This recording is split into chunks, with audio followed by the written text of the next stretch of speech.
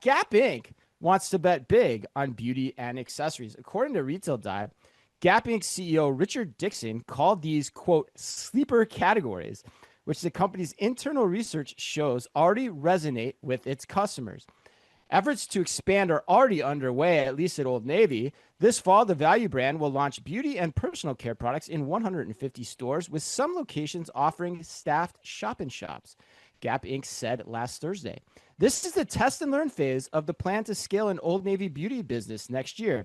The company's other retailers, Gap, Banana Republic, and Athleta, will also launch, quote, brand right expressions, end quote, in the category. The company is pursuing the growth potential in beauty, Dixon said, based on research from Euromonitor that found beauty and personal care sales surpassed $100 billion this year, and that the market is one of the fastest growing in the U.S. And yes, I teased we're going to spend some time on this, and that is because this is also the A&M Put You on the Spot question of the week. Are you ready for it? Mm-hmm. Yeah, let's do it. They're coming for you. And all right, here it is. What does Gap's move tell us about the evolving role of beauty as a driver of revenue growth and consumer engagement for the broader apparel industry? And for brands considering a similar expansion, what needs to be true for them to succeed in this crowded market in an authentic and differentiated way? Ugh. I mean, I think Gap's move here tells us that they're going for, obviously, as Richard Dixon said, like, what's an easy thing that we could, put into the stores, put into the snake line for checkout that still exists, unfortunately, in many apparel settings.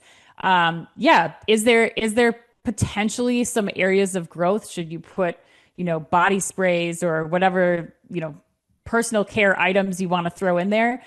I would caution, however, that we've seen some pretty significant apparel brands like Lululemon, like Athleta, like Zara really invest heavily here in doing exactly what Gap's about to do here and not succeed. And so in my mind, I think Gap has to be particularly careful about making this decision, because I would argue that Gap still has a long way to come. They're making some really good strides. They've had some great collaborations here, but Gap has a long way to come in terms of just doing apparel and accessories better, and finding their footing in the cultural zeitgeist right now. And so I think that's where I would be focused on if I was Richard Dixon, because of the dangers that we've seen from more successful apparel brands already than Gap. The one thing I do think is important to differentiate here, I think beauty's getting a lot of the focus from this headline, but he also did talk about accessories, and that I feel very differently about. Yeah, that is an area where I think Gap should go full steam ahead. The Old Navy, like more designer, Zach Posen inspired handbags, that's perfect, because you are getting to your consumers with a product that they're going to want to pick up. It makes sense for them to add a nice handbag onto an outfit that they're going for. But this mass market, beauty and personal care products, they're not going to be at a mass retail price point either, which is where you're seeing the increase in spend from consumers. So I really, really cannot caution Gap enough about making this move. But you're an ex-Gapper. What do you say about this? Do you think they have a chance? Yeah, I'm actually surprised on your take on this one. I thought you were going to go the other way, and I was going to have to come in and pour water on the fire. But no, I'm with you. I agree with your accessories point, and because there's an actual competency there, from Gap to make accessories. Like, they've been in accessories forever. Like, they should know how to make those, and it should be a key part of their business, and it's the highest margin part of their business too. So yes, all in on that. But the reason this story is getting the headlines is because 150 store pilot with Old Navy, that's a commitment. Like, you're going into those stores and you're trying to do this. But I'm with you. I'm selling this hard, and I'm selling it for a number of reasons. And like, first of all, and I'm asked what has to be true. Well, that's my question, is because just because a market is big and growing doesn't mean you have a right to win in it. And for example, if I take that logic out and I extend it to other categories, like trading cards is growing, Nintendo Switch just launched and is growing, does that mean Gap should carry, those products? No, it doesn't.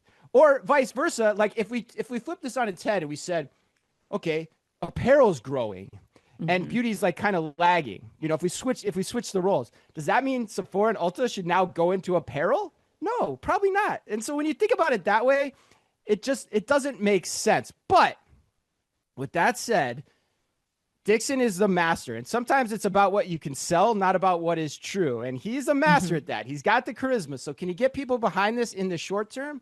Possibly. I'll be watching, but I think this is a really long bet to make. And to your point, not only have other brands tried it in the past, but Gap has tried it in the past as well. At all of it, at many of its brands, and it hasn't worked. And they Mhm. tried Home and Banana Republic too, and that seemingly hasn't worked as well. So yeah, I'm very skeptical of this. But you get the Yeah. final word here. Yeah, I think the other thing for me that was missing from this, and I wasn't able to track this down in my research, like Old Navy's been selling all kinds of stuff at their checkout, and I think it's very important to like distinguish the Athleta experience, the Banana experience, the Gap experience, and the Old Navy experience. Old Navy had like Dunkaroos and chapstick and socks, and they have all kinds of stuff in their winding snake to get up to the checkout. So I think I couldn't understand. There must be some data that Dixon and the team are seeing that supports, like, oh, we're selling a lot of chapstick. Maybe we should go into our own brand. So there's parts of me that question, like, what categories they'll actually go into versus like beauty and personal care. Like, I think that's still very broad. And so they might see some success with, going off of the numbers that they've already seen. But I really am going to have to see this one to believe it. And if there is a chance, I would say Old Navy probably is the best place for this to start. But I don't know that that means that they should continue on across Athletic, Gap, and Banana.